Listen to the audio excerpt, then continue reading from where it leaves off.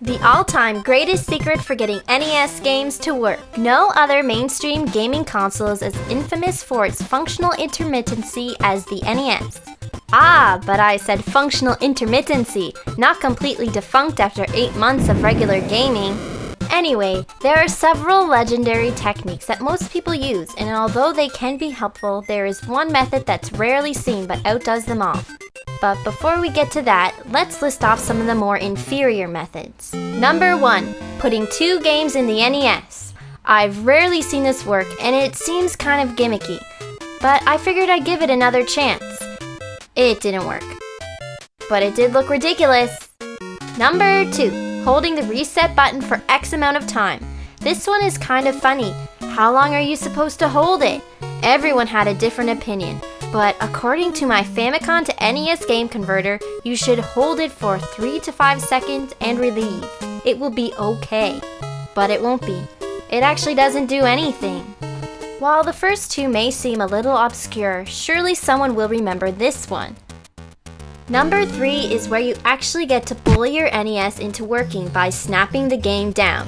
You do this by catching it on the edge of the tray when pushing it down into the system.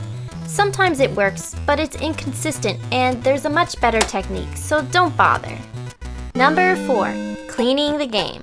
This is by far one of the more extreme approaches.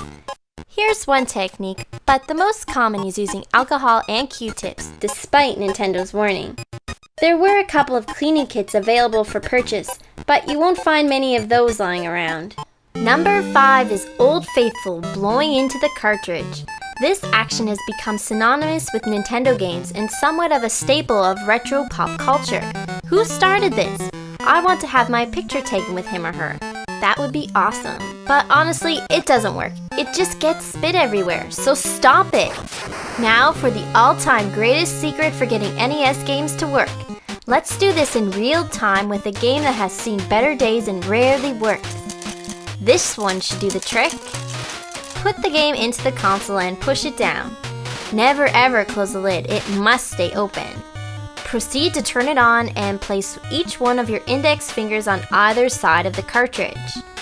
Now wiggle! Yeah, I'm serious. Just wiggle it to side, slightly pulling the game out as you do so and watching the screen to see any sign of it working.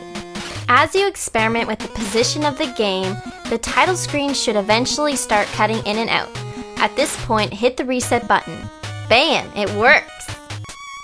Don't be afraid to position the game on any angle when wiggling it, as every cartridge has its own sweet spot and it's just a matter of finding it.